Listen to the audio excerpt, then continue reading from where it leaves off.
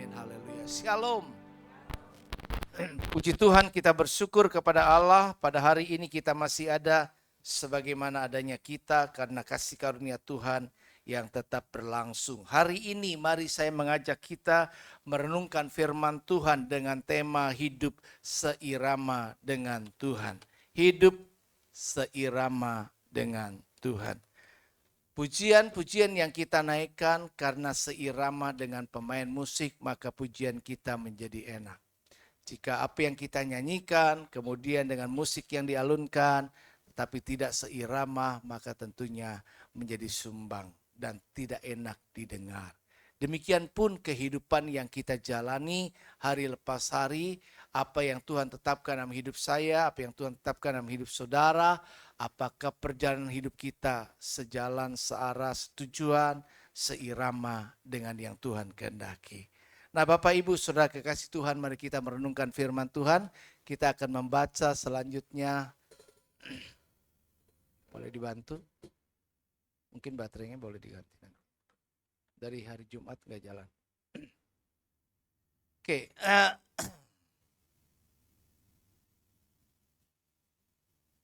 Next slide ya.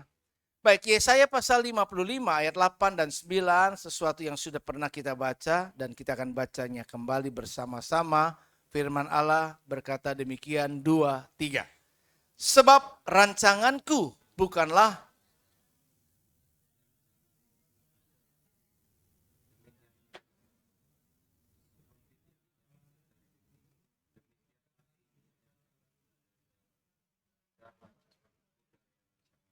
Sekali lagi ulangi bersama-sama lebih kompak lagi dan semua siap untuk membaca firman Tuhan 2, 3.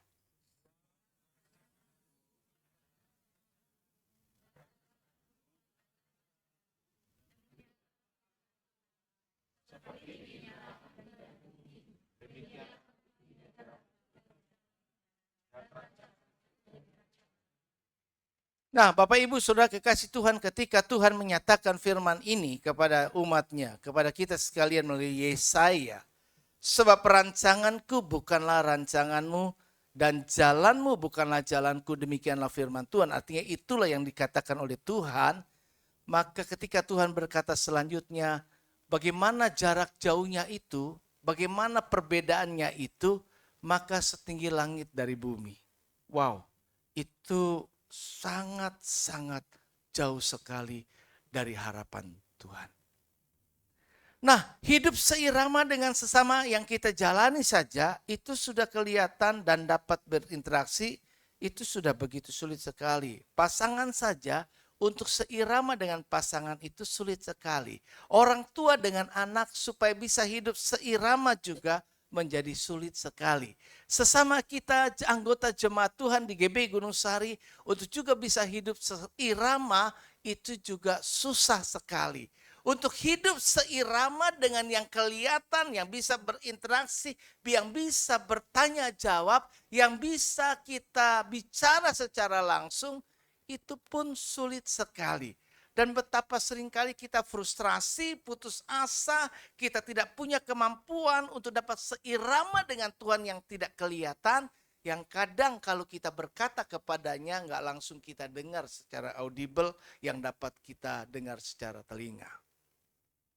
Bagaimana ia menanggapinya atau meresponinya.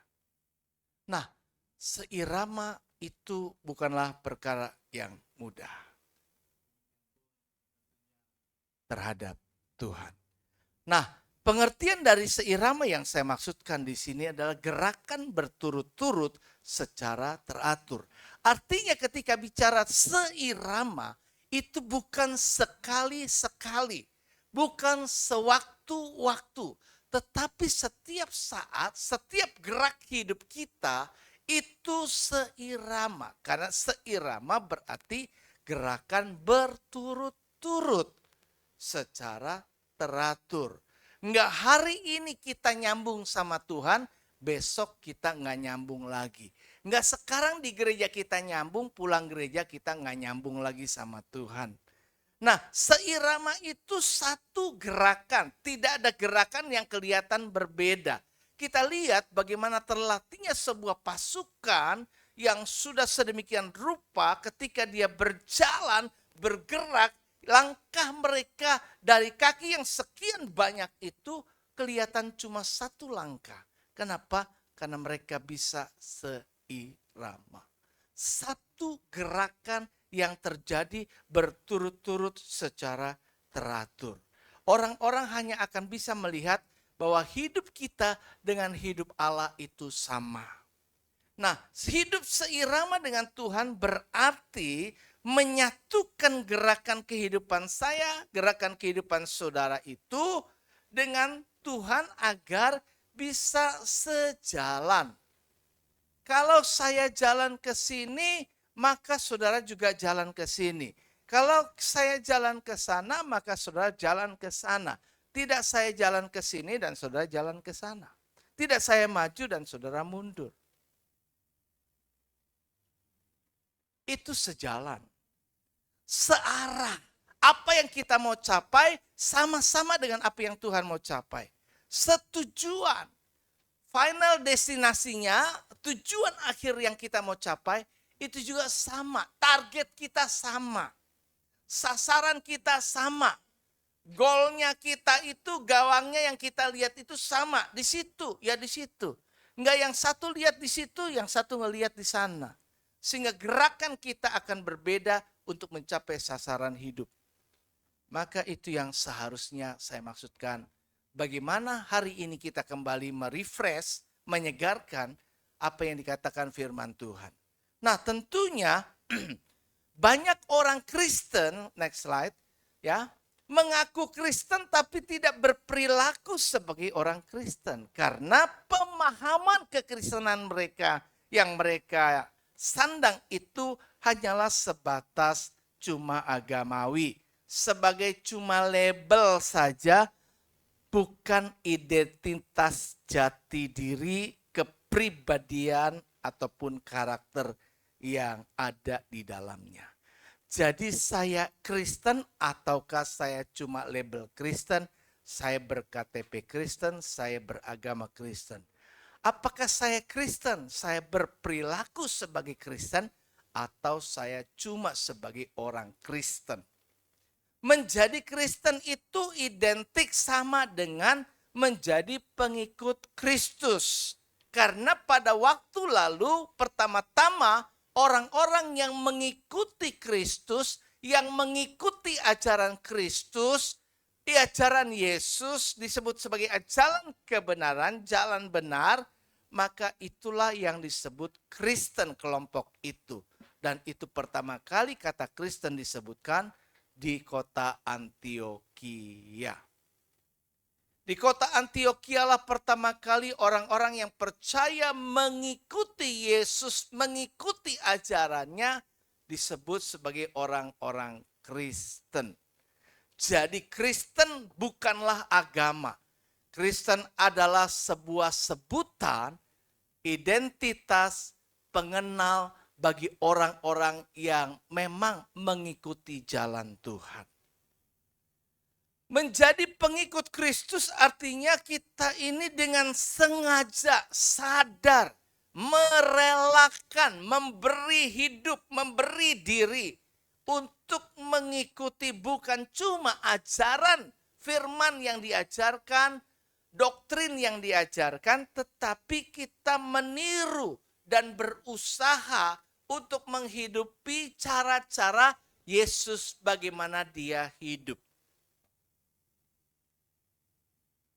Jadi hari ini saya diajak, saudara diajak, bagaimana saya dan saudara yang mengaku sebagai Kristen, maka menghidupi kekristenan kita bukan cuma percaya pada doktrin ajaran Tuhan Yesus sesuai dengan Alkitab firman Allah satu-satunya sebagai kebenaran, dan di luar itu tidak ada kebenaran lain, dan itu adalah acuan yang sudah baku mati dan cukup untuk selama-lamanya.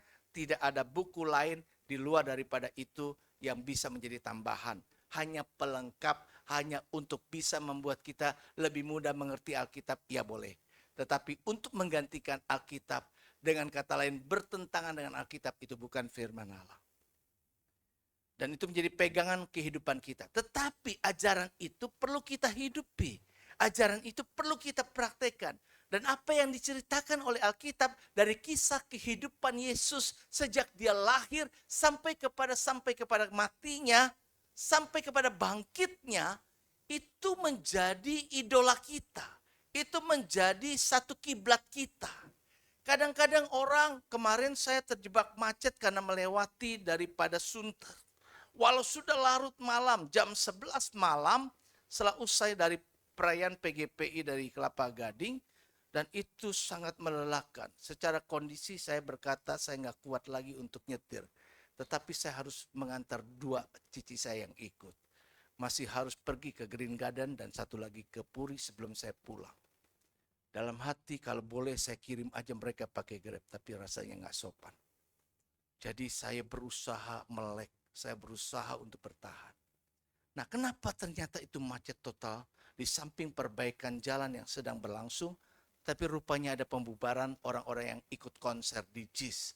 Sehingga crowded sekali jalan di situ, dan itu sangat-sangat tidak menyenangkan. Kenapa? Orang sampai berani rela pulang malam bermacet-macet, bahkan banyak yang berjalan kaki. Ada yang parkir di Sunter sementara di sono jauh. Dan mereka rela untuk lakukan itu. Karena mereka punya idola yang mereka ingin saksikan dan tonton. Lantas siapakah idola kita? Siapakah kiblat kita? Siapakah yang akan menggerakkan kita, yang membuat kita rela untuk berupaya maksimal melakukan apapun juga demi hal yang itu?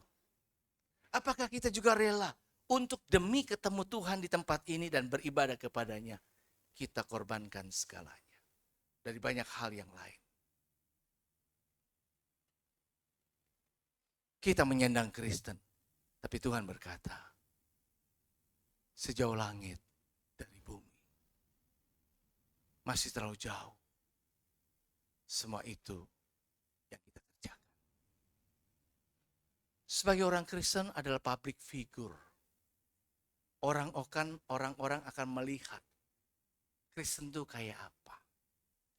Orang-orang akan mengenali Kristen itu sebagai kasih. Karena kasih adalah identitasnya Allah. Allah itu kasih. Kasih sama dengan Allah. Jadi ketika kita mengasihi dan ada kasih dalam diri kita, berarti ada Allah di dalam diri kita. Dan segala apa yang Yesus lakukan, itu kita kerjakan. Berarti Yesus hidup di dalam diri kita. Dan kita hidup di dalam Yesus. Jadi, jika kita ingin supaya hidup seirama dengan Tuhan, next slide. Dengan demikian maka seorang pengikut Kristus itu akan menyesuaikan hidupnya. Akan adjust, ada adjustment, ada penyesuaian.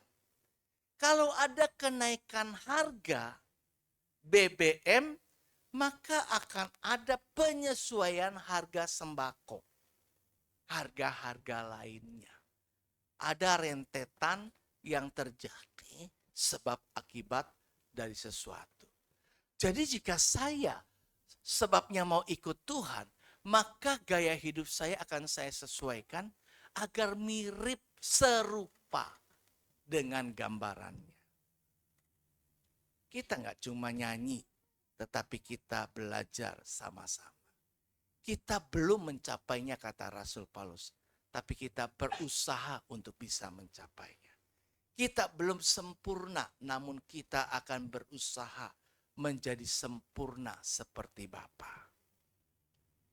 1 Yohanes pasal yang kedua ayat 6 berkata, barang siapa mengatakan bahwa ia ada di dalam Dia Allah, ia wajib hidup sama seperti Kristus telah hidup.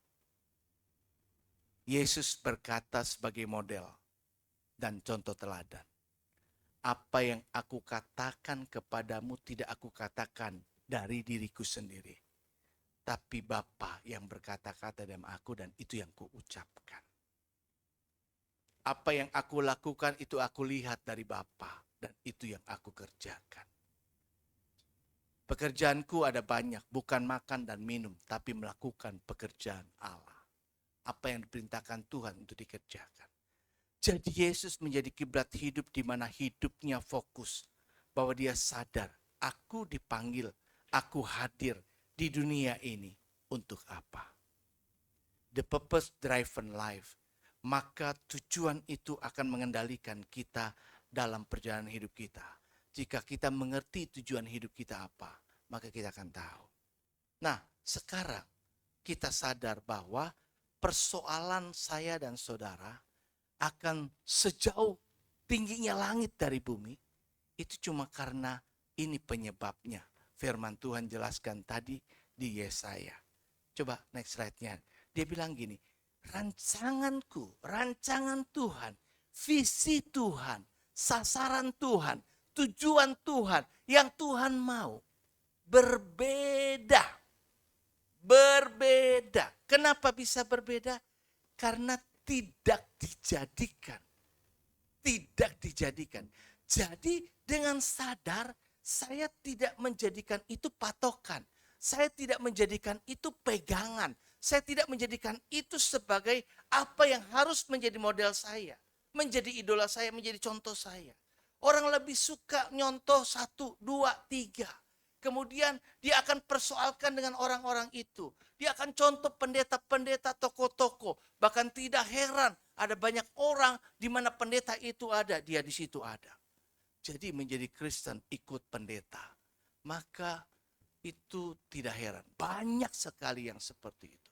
Banyak gereja-gereja kenapa sekarang akan pasang berlomba dengan iklan hari ini yang khotbah ini, yang khotbah ini, yang khotbah ini. Karena itulah nilai jual mereka. Bahkan ada gereja yang mengumumkan hari ini disertai dengan artis dari Hong Kong. Hari ini disertai dengan artis dari ini. Kenapa? Karena itu menjadi daya tarik orang untuk dapat datang beribadah. Ada gereja yang seperti itu. Mereka mempersiapkan gedung gereja seperti sebuah entertainment yang luar biasa. Karena di situ orang jemaat akan datang dan penuh kenyamanan. Dan di situ ramai sekali. Orang-orang berduit, bermobil, orang-orang yang ini.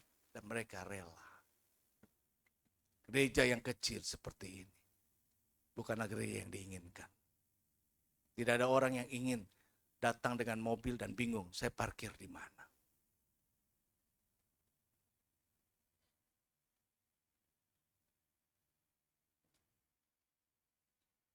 Ini adalah sebuah fakta, kenyataan yang dijalani. Dan nubuat akhir zaman berkata, manusia lama-lama tidak akan peduli lagi dengan hal-hal nilai rohani. Mereka tidak tertarik dengan hal yang seperti itu. Semua itu bisa terjadi karena mulai dari kebiasaan yang kita bangun. Terbiasa dari satu, maka akan kemudian menjadi pola yang terbentuk dalam diri kita. Kalau saudara terbiasa tidak baca Alkitab hari ini, dan besok ada suara berkata baca, dan saudara mengabaikan lagi, lama-lama saudara akan kompromi, ya sudahlah. Dan saudara tidak akan menjadi gaya hidup membaca Alkitab. Jika saudara juga punya gaya hidup yang tidak berdoa, maka saudara juga akan saudara tetap menyandang, tidak berubah, tidak ganti KTP-nya menjadi yang lain, tetap Kristen. Tapi tidak identik dengan kekristenan itu sendiri. Penyebabnya karena kita masing-masing punya keinginan yang tidak sama dengan keinginan Tuhan. Rancangan visi, sasaran, tujuan, itu tidak dijadikan kita punya tujuan. Maka karena tujuannya beda, rancangannya beda, visinya yang kita mau capai beda. Yang saya mau lakukan setelah pulang gereja ini, dengan apa yang Tuhan mau supaya saya lakukan, itu juga berbeda. Maka tentu jalan yang akan kita tempuh, cara kemana saya akan pergi, itu juga pasti berbeda. Kenapa? Kalau saya mau ke pasar baru, dengan saya mau kemana itu Mangga 2, arahnya kan berbeda, bukan? Betul? Dari sini, kemana saya harus mengarah? Saya mengarah ke kanan atau saya mengarah ke kiri? Kalau ke pasar baru dari sini keluar saya ke kanan. Keluar pintu apa tuh namanya? Pintu besi ya? Betul ya, pintu besi itu namanya masih ya. Besi, perempatan yang laut itu, belok kanan, pasar baru. Tapi kalau saya mau ke Mangga 2, saya ke kiri. Keluar industri, putar balik, Mangga 2. Jadi jalan yang akan kita tempuh akan memang beda. Cara-cara yang akan kita pakai, yang kita kerjakan, itu pasti beda. Karena kenapa? Karena memang tadi rancangannya, tujuannya berbeda. Ini akar masalahnya. Rancangan Tuhan itu sesungguhnya menjadikan saya, saudara, sebagai manusia adalah untuk menyenangkan, untuk memuliakan Tuhan. Itu sebabnya kenapa kepada manusia dia berikan satu kehendak bebas. Kehendak bebas ini amat sangat dihargai Tuhan sebagai pencipta yang memberikannya. Dia adalah Allah yang komit. Sekali dia lakukan A, dan dia hargai apa yang dia lakukan. Ada banyak orang seringkali itu lupa bahwa kehendak bebas manusia itu adalah pemberian Allah. Dan kalau Allah saja menghargai kehendak bebas manusia untuk menentukan pilihannya, kadang-kadang kita ini lebih dari Tuhan. Kita memaksakan kehendak kepada pasangan kita. Kita memaksakan kehendak pada anak kita. Kita memaksakan kehendak pada teman kita. Kalau tidak sejalan, kalau tidak sesuai, kalau tidak seperti yang saya mau, kita marah, kita nggak bisa jalan sama-sama. Allah saja bisa menghargai. Allah saja bisa menghargai sebuah kehendak bebas. Anda boleh menentukan pilihan. Karena itu harusnya manusia tidak fokus kepada hasil. Manusia cuma fokus, saya kerjakan bagian saya. Selebihnya Anda punya pilihan. Dan Anda punya hak untuk menentukan pilihan Anda. Dan Allah yang melakukan seperti itu. Allah sampaikan apa yang harus disampaikan. Allah ajar, Allah lakukan segala sesuatunya. Dan Allah mengajak, marilah kepadaku semua yang letih lesu dan berbeban berat. Aku akan memberikan kelegaan kepadamu. Tapi Allah tetap membiarkan orang-orang yang tidak datang kepada dia. Karena itu pilihan mereka untuk tidak datang. Kemudian dengan tidak datang mereka tetap hidup dalam keadaan-keadaan susah. Kemudian berkeluh kesah. Dan itu Tuhan berpangku tangan cuma melihat. Itu kan pilihan Anda. Aku sudah kasih pilihan. Kalau mau mendatangkan kelegaan, datang padaku. Marilah semua orang yang letih lesu berbeban berat datang kepadaku. Aku akan berikan kelegaan kepadamu. Saudara akan mendapatkan apa yang saudara inginkan jika saudara konsisten lakukan apa yang saudara inginkan. Banyak orang saya pengen supaya sukses, tapi yang saudara lakukan tidak sukses. Ini kadang-kadang yang kita kerjakan tidak sama dengan yang kita inginkan. Inilah manusia seringkali terkecoh, dibodohi. Saya ingin hidup dimuliakan. Tapi bagaimana orang itu melakukannya? Tidak bisa dimuliakan. Kita tahu. Orang kepengen banyak duit, kaya, katanya susah payah tidak akan menambahi. Kenapa? Yang buat kita bisa diberkati itu Tuhan. Tuhan. Kalaupun engkau dapat, tapi Tuhan kirim belalang pelahap, maka apa yang kita dapat? Seperti bolong. Ada aja yang menggerogoti. Tapi berkat Tuhan tidak membuat kita akan koya. Berkat Tuhan tidak akan membuat kita menjadi pribadi yang rusak. Ketika Tuhan memberkati, kita ingat akan Dia. Tapi banyak orang bukan terima berkat, tapi mengaku, wah Tuhan memberkati. Seolah-olah rohani banget. Tuhan berkati hidup saya. Padahal itu bukan berkat dari Tuhan. Kenapa? Karena berkat Tuhan tidak pernah membuat orang jauh dari Tuhan.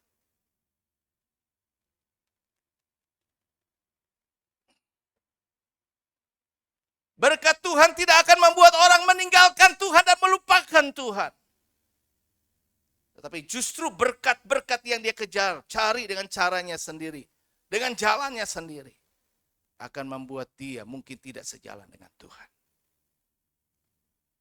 Di dalam Roma 11 ayat 36 berkata, sebab segala sesuatu adalah dari Dia dan oleh Dia dan kepada Dia.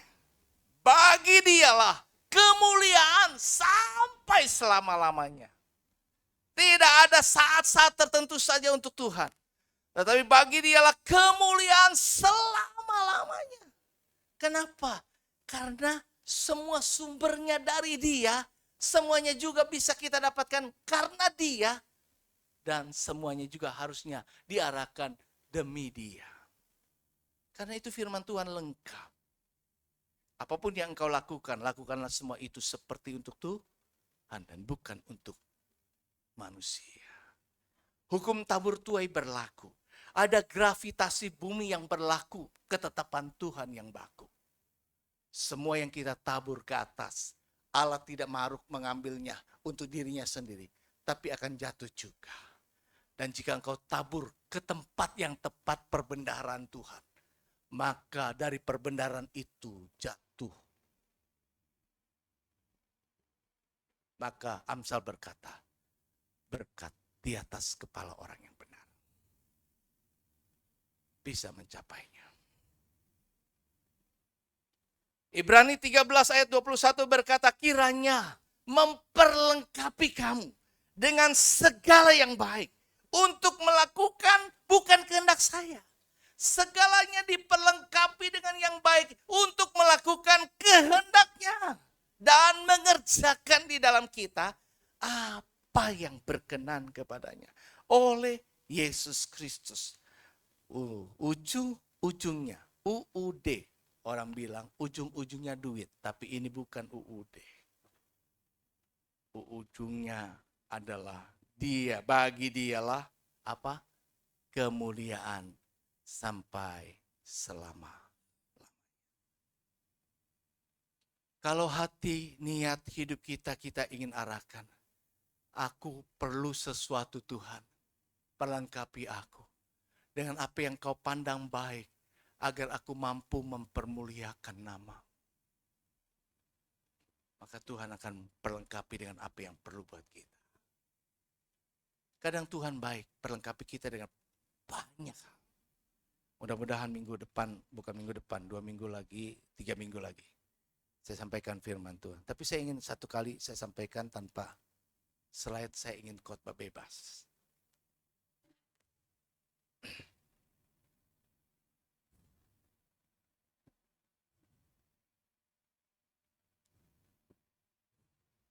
Nah, bagaimana supaya hidup kita seirama dengan Tuhan? Pertama, next slide ya. Yaitu hidup seturut dengan apa? Kehendak dan rencana Tuhan. Hidup seturut dengan kehendak dan rencana Tuhan. Bukan kehendak saya, bukan maunya saya, bukan rencana saya. Apa yang saya rencanakan, apa yang saya inginkan, mari disesuaikan kalau enggak sesuai dengan apa yang direncanakan Tuhan dan apa yang Tuhan mau. To adjust, menyesuaikan, merelakan diri untuk menyesuaikan agar sejalan. Saya kepengen makan hari ini di Sunter. Saudara kepengen makan di Blok M. Jika saudara ingin menyenangkan saya, keinginan saudara, rencana saudara yang kepengen ke Blok M, akan saudara sesuaikan kembali, tidak paksakan ke Blok M untuk pergi bersama saya. Kemana tadi? Ke Sunter. Itu to adjust, menyesuaikan. Bukan bilang, ya udah deh, nanti aja ya, kita atur lagi supaya nanti kita bisa jalan bersama. Banyak orang seperti itu. Dia berdoa, Tuhan berikan saya teman hidup. Ketika saya dapat tanda-tanda teman hidup, tapi tanda-tanda itu tidak sesuai dengan apa yang gambaran dan keinginan saya. Tapi saya sudah terlalu suka sama dia. Saya sudah jatuh cinta, falling love. Gimana? Menurut gambaran saya dia adalah sesuatu yang wah, luar biasa. Bersama dia kayaknya hidup saya bahagia. Tapi Tuhan kasih tanda-tanda yang beda. Saya sudah berdoa, minta Tuhan tuntun. Dan Tuhan sudah tuntun. Tapi Tuhan kemudian dengan apa yang selera kita. Kira-kira apa yang keputusan kita? Ikut Tuhan? Lepaskan dia? Atau tetap kita akan jalan dengan seperti pilihan kita? Pilihan kita. Yang kita. Dan biarkan itu terjadi. Kenapa? Allah hormat atas kehendak bebas yang dia berikan. Dengar hari ini. Banyak rumah tangga ribut. Dan seringkali memaksakan kehendak. Saya mau kamu seperti saya. Saya mau kamu begini. Saya mau kamu begitu. Bukankah rumah tangga keluarga itu, waktu kita pilih dia, kita harus terima dia apa adanya? Betul enggak? Bukan ada apanya. Apa adanya dia. Dia adalah dia bukan saya. Dan dia bukan dia. Jadi kan dia itu bukan seperti itu, seperti yang saya mau. Tapi jadikan dia adalah dia. Terima dia dengan segala kekurangan. Terima dia dengan segala kelebihan. Terima dia dengan apa adanya. Tapi seringkali rumah tangga ribut karena hal itu.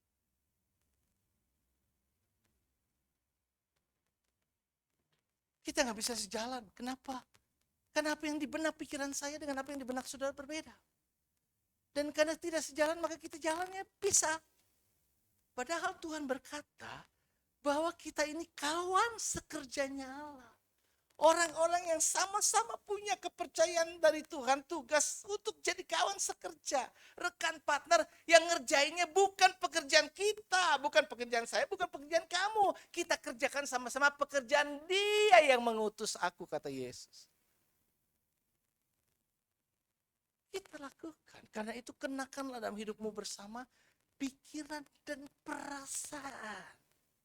Bukan pikiran dan perasaan saya, tapi pikiran dan perasaan yang terdapat dalam Yesus. Apa yang dia pikirkan, apa yang kira-kira dia rasakan. Dengan menyaksikan kita tidak bisa kerjasama.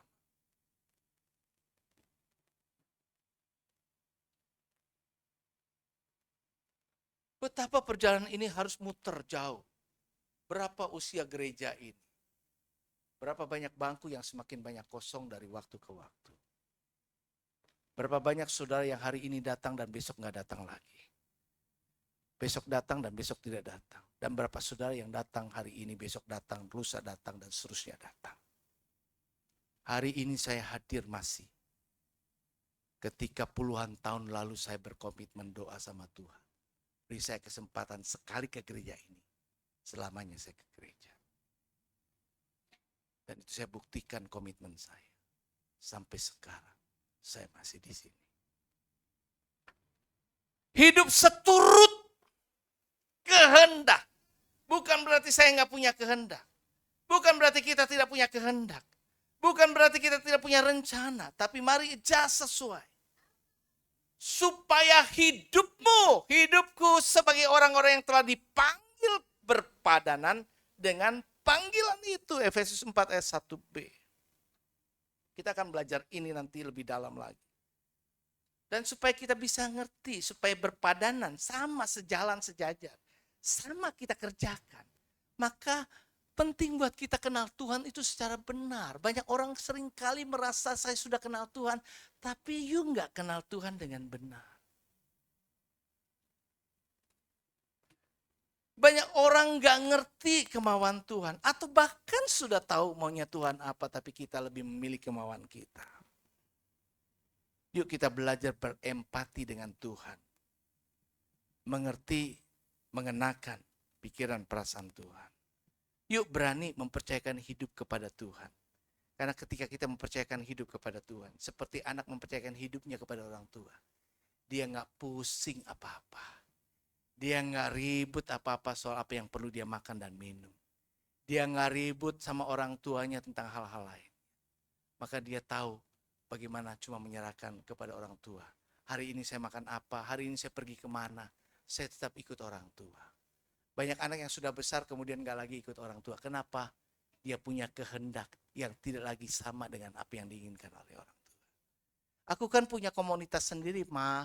Aku kan punya komunitas sendiri, Pak. Aku kan sudah dewasa. Aku kan sudah ada banyak hal rencana yang ingin aku lakukan dengan teman-temanku. Dulu waktu dia masih bergantung, masih berharap, sadar tidak bisa berbuat apa-apa. Dia terus bergantung sama orang tuanya. Kemana orang tuanya pergi, dia pergi. Apa yang orang tuanya lakukan, ajak, dia nggak berbantah-bantah.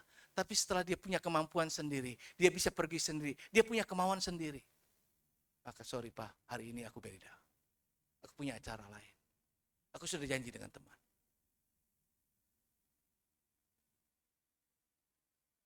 Begitulah dengan hidup kita dengan Tuhan. Waktu kita merasa nggak punya apa-apa, kita bergantung Tuhan maunya apa. Tuhan maunya apa. Udah saya ikutin. Aduh, kita punya rasa takut. Aduh, kalau kayak gini nanti Tuhan nggak berkati saya. Kalau kayak gini, bagaimana Tuhan tolong saya kalau saya begini-begini. Tapi begitu semua kita bisa dapat. Kita punya segalanya. Kita bentukkan sendiri apa yang kita mau. Sorry, daganganku banyak, sibuk, aku nggak punya waktu untuk melayani. Kayaknya aku memang nggak bakat melayani. Aku nggak bisa. Tapi kalau dulu dia nggak punya apa-apa, nggak bisa apa-apa, semuanya nganggur. Apa yang bisa aku lakukan? Oh ini, oh ya, oke, aku dengan senang hati bantu. Ini saya bisa bantu, oke, saya bantu. Apakah kita harus ditunggu, dibiarkan Tuhan seperti itu dulu? Baru kita pasang badan, baru kita mau. Bapak bilang, tidak. Aku ingin bawa engkau dari kemuliaan kepada kemuliaan. Karena itu ayat berkata, jika engkau tidak setia, aku tetap setia. Jika engkau tidak setia, aku tetap setia. Karena aku tidak dapat menyangkal diriku. Kalau aku mengasihi engkau dan engkau tidak mengasihi aku tidak berubah kasihku kepadamu. Karena itu ayat berkata, dia mengasihi kita dengan kasih yang kekal. Kekal, forever, sampai selama-lamanya. Dia mengasihi tanpa kondisi, unconditional love. Apapun dia terima kita. Belum pernah ada kasih di dunia sanggup menerima diriku apa adanya selain kasih-Mu. Siapa? Kasih Yesus. Yesus. Terus takkan ada lagi. Itu pencipta itu menyadari. Dia nggak bisa karang kata-kata ini sebelum dia mengalami kasih itu. Kasih di apa? Kasih seperti ini, terus sanggup mengubahkan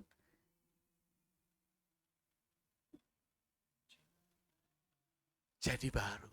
Dia sadar, cuma kasih itu yang bisa menyentuh saudara-saudara. Untuk merubah seseorang tidak perlu dengan kekerasan. Untuk merubah seseorang dengan kasih. Karena kasih bisa mengubah seseorang. Allah tetap mengasihi kita. Karena dia ingin mengubah hidup kita. Seperti yang dia inginkan. Mau menyesuaikan hidup seturut dengan Tuhan. Yang kedua, yang terakhir. Bagaimana supaya kita hidup seirama? Yaitu kita berikan hidup kita itu dipimpin Roh Kudus. Lebih jelasnya lagi, maka kita membiarkan diri kita itu menjadi sebagai tawanan roh. Tawanan, tahu nggak tawanan? Kita ditawan. Itu kalau anjing yang peliharaan atau apa, itu kalau udah terlatih memang nggak perlu lagi rantai. Tapi kadang dia banyak yang dirantai. Kenapa? Supaya dia nggak bisa gerak kemana yang dia mau. Menjadi tawanan. Gerakannya tidak akan bebas. Yaitu bagaimana kita memberi hidup ini. Dipimpin Roh Kudus, kemudian hidup sebagai tawanan roh. Ya udah, aku sudah ditawan, aku nggak bisa lagi melakukan apa yang ini. Hidupku bukannya aku lagi, tapi Kristus yang ada di dalam aku. Dan hidupku yang kuhidupi sekarang ini adalah berarti memberikan buah. Merelakan mengikuti pimpinan Roh Kudus, bahkan menjadi tawanan roh. Kisah Rasul pasal 20 ayat 22 berkata, tetapi sekarang kata Rasul Paulus, sebagai tawanan roh aku pergi ke Yerusalem dan aku tidak tahu apa yang akan terjadi atas diriku di situ. Ada banyak orang seringkali cuma pengen tahu dulu. Abraham tidak akan menjadi bapak orang percaya kalau dia adalah orang yang demikian. Tetapi Tuhan suruh pergi ke negeri yang akan kutunjukkan kepadamu. Kemana Tuhan? Dia nggak tanya. Dia belum tahu kemana. Dia belum tahu arah hidup saya kemana. Tetapi kalau kita menjadi tawanan roh, ingat Tuhan tahu rancangan-rancangan apa yang ada padaku mengenai rancangan damai sejahtera. Tenang aja. Tenang aja. Ada orang-orang yang masih galau gelisah hari ini. Ada banyak orang yang punya faktor-faktor yang kemudian menjadi ribut, tidak bisa damai sejahtera, dan tidak bisa menikmati hidup yang Tuhan karuniakan sekali. Dan cuma sekali. Kesempatan tidak datang sama seperti waktu yang kita siap dan waktu yang kita inginkan. Ketika kesempatan itu datang dan diberikan kepada kita, Allah ingin kita menghargainya. Karena itu dia berkata, pada waktu aku berkenan, aku akan mendengarkan.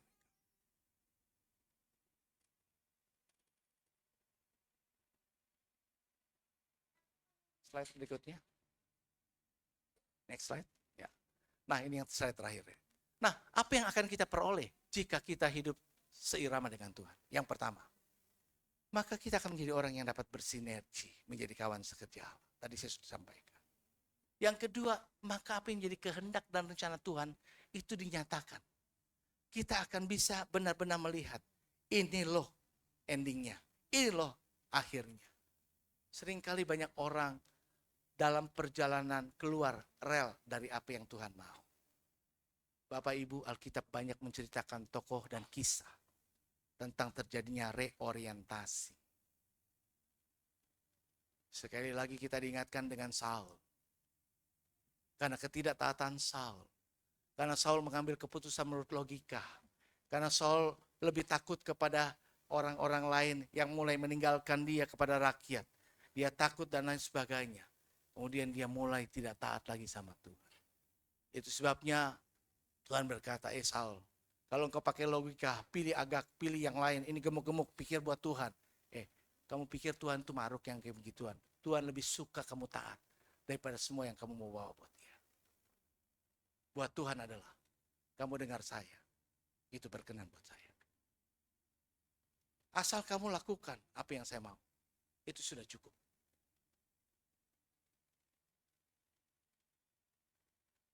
Dan terakhir, jika ini yang kita kerjakan, seperti Yesus, Bapa, kalau boleh, lalukan cawan ini daripada aku. Mengetahui apa yang akan terjadi kemudian, itu jauh lebih berat bobot mentalnya, daripada kita belum tahu apa yang akan terjadi atas hidup kita. Jika hari ini dokter berkata, atau orang bernubuat, dan nubuat itu benar-benar biasanya terjadi. Dan kita tahu yang mengatakan itu adalah orang yang seperti itu, track recordnya tidak pernah meleset. Dan dia bilang, Paulus hari ini adalah hari terakhirmu. Dan besok mungkin engkau tidak ada lagi. Kira-kira hidup saya hari ini akan sangat stres sekali. Karena saya tahu inilah akhir hidup saya. Apa yang akan saya lakukan hari ini? Maka saya akan berusaha menjadi orang yang begitu rupa balik. Bahkan mungkin berusaha lebih baik dari malaikat. Kenapa? Karena aku pengen selamat. Tidakkah tiap hari kita tidak tahu hari esok kita apa yang terjadi? Dan kita selalu harus siap sedia. Mempersiapkan hidup kita. Kapan Tuhan panggil. Sehingga kita layak di hadapan Dia. Kehidupan yang dimuliakan Tuhan. Yesus dimuliakan Tuhan karena ketaatannya. Dia taat, bahkan taat sampai mati. Kenapa? Karena dia mengosongkan dirinya, mengambil rupa seorang manusia. Tidak menganggap diri setara dengan Allah. Tidak mempertahankan aku punya hak. Banyak orang berkata, aku kan punya hak begini, aku kan punya hak begitu. Banyak orang nuntut haknya, memaksakan kehendaknya. Lebih mengutamakan hak daripada kewajiban. Ini akar persoalan hidup manusia. Tapi kalau kita menyadari, Tuhan, aku masih bisa begini, masih seperti ini, itu karena kasih karunia Tuhan. Rasul Paulus berkata, aku ada sebagaimana aku ada, itu karena kasih karunia. Teladan sempurna adalah Yesus. Yesaya 52 ayat 13. Sesungguhnya hambaku Yesus itu akan berhasil. Ia akan ditinggikan. Ia akan disanjung. Ia akan dimuliakan. Itu sebabnya Alkitab berkata, Yesus dimuliakan lebih dari segalanya. Mau berhasil? Ia akan berhasil. Mau ditinggikan? Mau disanjung, dipuji, dimuliakan. Ini kuncinya. Bukankah itu yang dicari manusia? Bukankah itu yang dikejar oleh saya dan saudara? Tapi letak rahasianya di sini. Jika kita sejalan dengan apa yang Tuhan mau dan mau merelakan diri, maka kita akan percaya Allah yang maha baik penuh kasih akan bawa kita dari keberhasilan demi keberhasilan. Kalau Dia menyertai apa yang kita lakukan dan seluruh perjalanan hidup kita berhasil dan beruntung. Kita ditinggikan, kita dimuliakan, kita disanjung tinggi. Rasul Paulus berkata dalam pengalaman hidupnya, aku tahu apa itu kelimpahan dan aku tahu apa itu kekurangan. Dia sudah mengalami perjalanan hidup asam garam. Dan karena itu dia banyak menulis surat-surat untuk memberi nasihat kepada umat Israel. Kepada umat non-Yahudi. Kepada umat-umat yang percaya kepada generasi berikutnya termasuk saya dan saudara. Banyak yang ditulis dalam surat Rasul Paulus. Seorang yang dulunya pengkhianat. Yang dikatakan engkau menganiaya aku, kata Tuhan sendiri. Tapi sekarang adalah orang yang mengarahkan ke jalan yang benar. Kalau Paulus sudah dirubah hidupnya,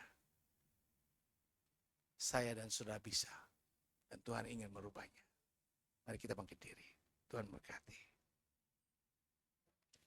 Ku datang ya Bapa, mari biar jadikan diri kita ini indah di mata Dia. Ku datang yang Bapa dalam kerinduan, memandang keindahan.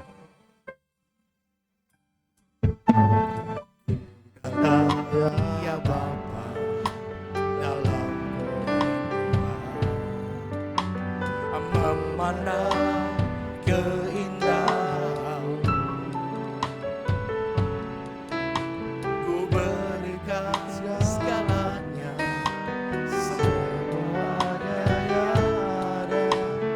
Ku ingin menyenangkan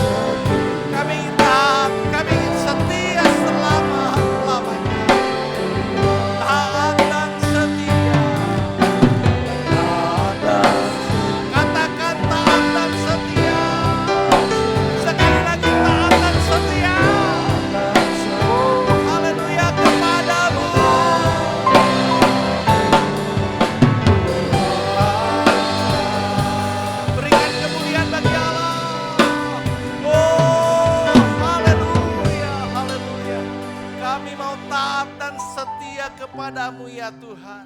Kami ingin menyesuaikan kehidupan kami dan menjadikan rancangan-Mu menjadi rancangan kami dan jalan-Mu menjadi jalan kami, cara-Mu menjadi cara kami. Kami tidak lagi memaksakan kehendak kami, tapi kami mempercayakan hidup kepada Engkau dan seturut dengar-dengaran kepada apa yang Tuhan mau dan bukan mempertahankan apa yang kami mau. Terima kasih Tuhan. Hamba-Mu berhenti berbicara, namun kami percaya Roh Kudus mengerjakan apa yang menjadi kehendak Bapa di dalam tiap-tiap pribadi. Berkati jemaat-Mu di tempat ini, terus bentuk sempurnakan kami, agar kami terus makin dipersiapkan Tuhan menjadi penghuni surga. Dalam nama Yesus kami berdoa. Haleluya. Semua yang mau menerima firman Tuhan